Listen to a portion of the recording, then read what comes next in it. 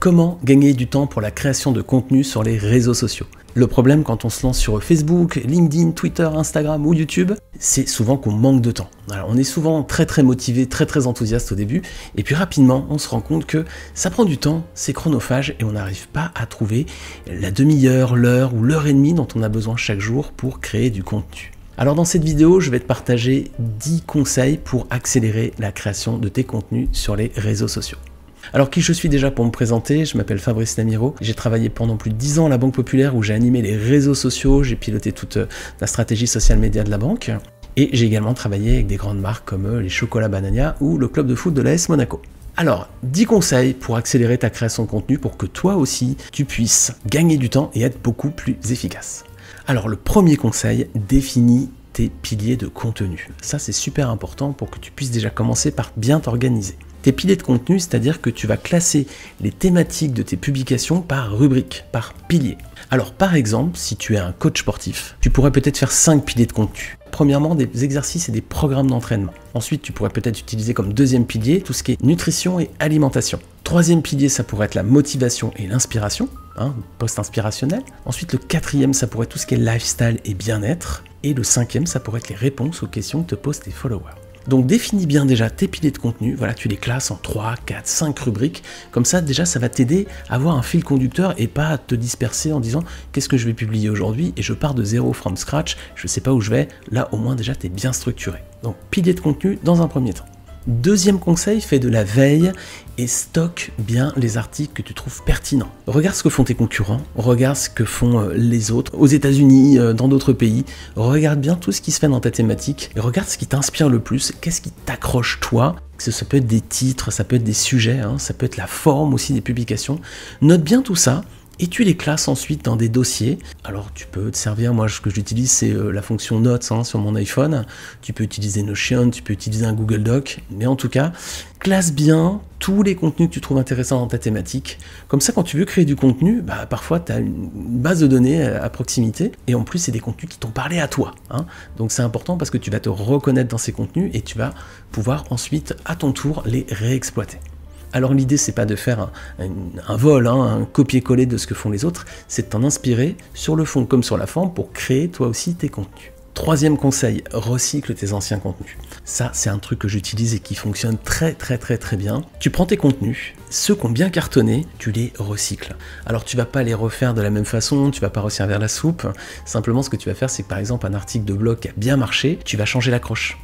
Tu vas changer, tu vas le mettre sur un titre différent. Ou alors tu vas prendre une partie de cet article et c'est celle-ci que tu vas mettre en avant. Tu peux aussi simplement prendre une donnée de ton article, comme un chiffre clé par exemple, et en faire une infographie. Voilà. Avec un article, tu peux le décliner de plein de façons différentes. Alors tu as certainement plein de vieux articles qui ont bien cartonné. Ceux qui sont plus d'actualité que tu peux pas mettre à jour, tu les mets de côté, mais ceux qui sont encore exploitables, tu peux aussi t'en resservir. Et ça, quand tu sais pas quoi raconter, tu peux aller chercher un article ancien et puis ressortir, donc voilà, que ce soit une infographie, une citation, un paragraphe, un titre, une accroche, que tu peux ensuite repartager sur tes réseaux. Alors j'ai une formation gratuite si tu veux t'amuser à ce petit exercice. Je te mets le lien ici et tout en bas de cette vidéo. Alors, ça s'appelle Comment créer du contenu toute l'année, même quand on a peu de contenu au départ. Et tu vas voir qu'avec un seul article, je te montre comment tu peux le décliner en 10 ou 15 formats différents. Quatrième conseil, crée-toi des plages de créativité. Quand tu veux créer du contenu, c'est super important que tu t'isoles. Si tu fais ça au milieu d'autres choses, ça va très compliqué, tu vas passer beaucoup de temps. Tu sais que le cerveau, il n'est pas programmé pour faire du multitâche. Le cerveau est construit comme ça. À partir du moment où il est concentré sur une tâche, si tu le fais sortir, il lui faut 20 minutes pour revenir à son niveau de performance d'avant. C'est-à-dire tu es en train de rédiger par exemple un post sur Instagram, tu trouves pas l'inspiration, allez tu te dis allez je vais jeter un œil sur mes emails, tu t'es déconcentré pendant 1 minute 30, il faut ensuite 20 minutes à ton cerveau pour revenir au même niveau de créativité. Tu vas perdre un temps fou. Donc quand tu crées du contenu, crée-toi des plages de créativité. Tu t'isoles, tu coupes les notifications de ton téléphone et de ton ordinateur et tu te concentres sur ce que tu fais.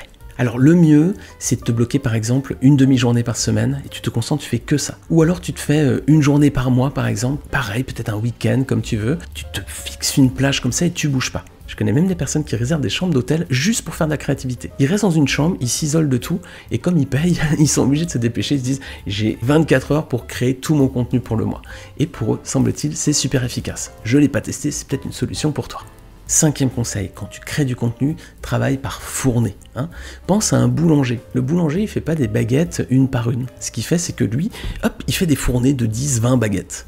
C'est ce qu'on appelle la méthode du batching. Tu penses au boulanger et toi aussi, quand tu crées du contenu, t'en crées pas un, t'en crées plusieurs. Notamment si tu fais des vidéos comme là sur YouTube, ça prend un temps fou de refaire ce qu'on appelle le setup. La caméra, les lumières, le micro et tout, ça prend 20 minutes peut-être à chaque fois. Si à chaque fois que tu veux faire une vidéo, tu recrées ton setup, tu vas perdre quasiment une demi-heure. Il vaut mieux que tu le fasses une fois, t'enchaînes 3-4 vidéos comme je vais faire aujourd'hui, et tu vas gagner là encore beaucoup de temps.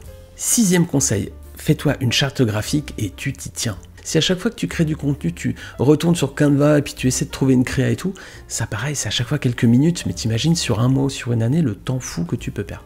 Donc, tu vas sur Canva par exemple, ou je sais pas, Adobe Spark, tu te crées une charte graphique propre, une fois pour toutes. Allez, tu passes même une demi-journée ou une journée s'il le faut, ou encore mieux, tu prends un freelance, un graphiste qui va te faire ça très bien, et une fois que tu l'as, à chaque fois tu vas redupliquer, et ça pareil, c'est des minutes gagnées.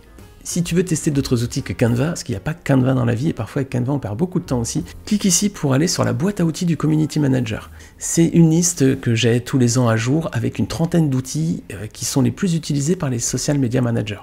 Ce sont des professionnels qui me recommandent leurs outils tous les ans et comme ça je mets la liste à jour. Alors tu peux cliquer tout en haut de cette vidéo donc pour aller sur ce lien, sinon aussi tout en bas de cette vidéo, je te le mets aussi dans les commentaires. Et là tu verras, il y a des outils notamment d'édition et de création graphique qui sont assez sympas et qu'on ne connaît pas toujours. 7e conseil, utilise des banques d'images gratuites. Quand on crée du contenu, après on va chercher, on va essayer de piocher un petit peu pour trouver des visuels un peu sympas. Prends-toi 3-4 banques d'images gratuites, celles que tu aimes bien, celles qui te parlent le plus, et comme ça tu vas piocher toujours dedans. Alors moi j'utilise en général Pexels, Unsplash, Pixabay et Adobe Stock. Alors Adobe Stock, ils ont une partie gratuite qui est très sympa, que tu peux utiliser. C'est des contenus super professionnels, c'est des super beaux visuels, et quand j'ai besoin d'une image, je vais piocher là-dedans, et je suis tranquille pour les droits d'auteur, parce que parfois il y en a qui viennent t'embêter en disant « Ah, ça c'est une image qui m'appartient ». Ils ont raison certainement, mais en tout cas, pour pas avoir d'ennui, hop, utilise des banques d'images gratuites, tu les retrouves dans la boîte à outils du Community Manager, et comme ça, là pareil, chaque fois que tu as besoin d'un contenu, tu vas piocher là, et tu gagnes 5 minutes. 8e conseil, planifie tes posts. Ne travaille pas au jour le jour, il n'y a rien de pire que de se dire qu'est-ce que je vais publier aujourd'hui. Planifie-le au minimum une semaine, voire un mois à l'avance. Tu te fais un planning éditorial, comme ça tu vois tous les jours où tu vas prendre la parole et tu définis déjà les thèmes que tu vas aborder. Ça va te donner de la sérénité, vraiment, parce qu'il n'y a rien de pire que d'être dans le brouillard tous les jours. Le plus simple, c'est que tu aies sous les yeux toujours ton contenu, pour la semaine ou pour le mois, tu sais quel jour tu prends la parole, comment il faut que tu t'organises et sur quel thème tu vas communiquer. Pour faire ce planning, tu peux utiliser Notion, tu peux utiliser Excel. J'ai mis en place un outil sympa qui s'appelle le Planning Smart qui te permet de programmer un mois de contenu en 1 heure maximum. Je te mets le lien ici et je te mets le lien là encore tout en bas de cet épisode. 9e conseil, n'hésite pas à publier moins mais à publier mieux. Sur les réseaux sociaux, l'important, c'est pas la course, c'est pas de publier frénétiquement. Voilà. L'important, c'est de publier toujours des contenus qui apportent de la valeur aux autres. Un algorithme valorisera toujours des publications à valeur ajoutée plutôt que du contenu comme ça, voilà, un peu à la fourre-tout, qui apporte rien à personne, qui n'engage pas et qui intéresse vraiment pas grand monde. Donc si tu manques de temps, n'hésite pas à publier moins, mais à publier mieux. Et vaut mieux que tu publies. Allez, 1 fois, 2 fois par semaine, des super posts bien travaillés qui apportent de la valeur et qui engagent, plutôt que d'essayer de publier tous les jours, et puis tu fais des trucs un peu amateurs, un peu qui ressemblent pas à grand chose, tu mets un peu n'importe quoi dedans, et tout le monde s'en fiche. Alors c'est peut-être ce qui t'arrive aujourd'hui sur tes réseaux sociaux, t'as peut-être pas beaucoup d'engagement, peut-être que tu peux réduire un peu ton rythme, mais dans ces cas-là, apporte plutôt de la qualité au détriment de la quantité. L'idéal, bien sûr, c'est de produire beaucoup de contenu de qualité. Voilà, quantité, qualité, c'est le mieux, hein, évidemment. Mais si tu dois faire un arbitrage, par manque de temps, privilégie la qualité à la quantité, toujours, et tu verras que les algorithmes vont bientôt le rendre. 10e conseil, eh ben écoute, l'idéal, c'est d'avoir 1 an de contenu d'avance. T'imagines 365 jours de contenu devant toi. Comment tu te sentirais si tu avais ça? Tu pouvais te dire là, waouh, j'ai le contenu dont j'ai besoin pour l'année qui vient. Là, ce serait vraiment la grande liberté d'esprit, non? Et bien c'est tout à fait possible, c'est un outil que j'ai créé pour toi. C'est en fait un pack de 365 jours de contenu. Tu as toutes tes publications pour l'année. Et ce sont des publications qui s'adaptent quel que soit ton secteur d'activité. Tu peux travailler dans la restauration, dans l'immobilier, dans le coaching sportif, dans la beauté, dans le consulting, tu peux travailler dans le domaine du sport, de l'art, de la musique, la restauration, quel que soit ton secteur d'activité, ces contenus sont programmés et prévus pour que ça s'adapte à ton public. Avec ce pack de contenu, tu vas être plus productif, plus créatif, plus efficace.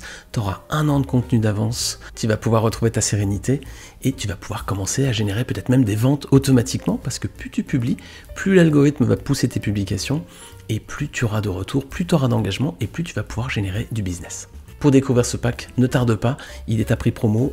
Tu peux cliquer ici ou tout en bas de cette vidéo, ça s'appelle 365 jours de contenu social média clé en main. J'espère que ces 10 conseils incontournables pour gagner du temps sur tes réseaux sociaux t'ont vraiment été utiles. N'hésite pas à me le dire en commentaire, me dire ce que tu as pensé de la vidéo, bien sûr à t'abonner à la chaîne évidemment, et puis je te retrouve très vite pour de nouveaux conseils et astuces. À bientôt, ciao!